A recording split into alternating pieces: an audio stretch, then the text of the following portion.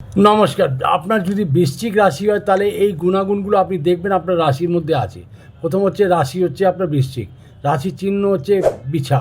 আর রাশির স্বামী হচ্ছে মঙ্গল, রাশির তত্ত্ব হচ্ছে জল তত্ত্ব, রাশির স্বরূপ হচ্ছে স্থির, রাশির দিক হচ্ছে উত্তর এবং রাশির লিঙ্গ বা গুণ স্ত্রী, আর রাশির জাতি হচ্ছে ব্রাহ্মণ, রাশির প্রবৃত্তি বা স্বভাব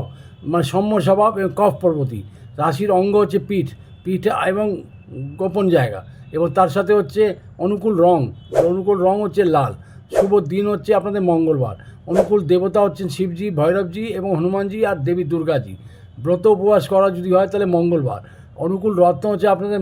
লাল প্রবাল এবং তার সাথে হচ্ছে অনুকূল ধাতু তামা, অনুকূল অঙ্ক হচ্ছে 9, আর অনুকূল তারিখ হচ্ছে 9-18-27, মিত্র রাশি হচ্ছে কর্কট এবং মীন, শত্রু রাশি হচ্ছে মেষ, সিংহ, ধনু। এবং তারপরে ব্যক্তিত্ব আপনার কেমন হয়, আপনার খুব আইনবাজ হন এবং খুব মানে গণকন মানে ম্যাথমেটিক্সে খুব মাস্টার হন,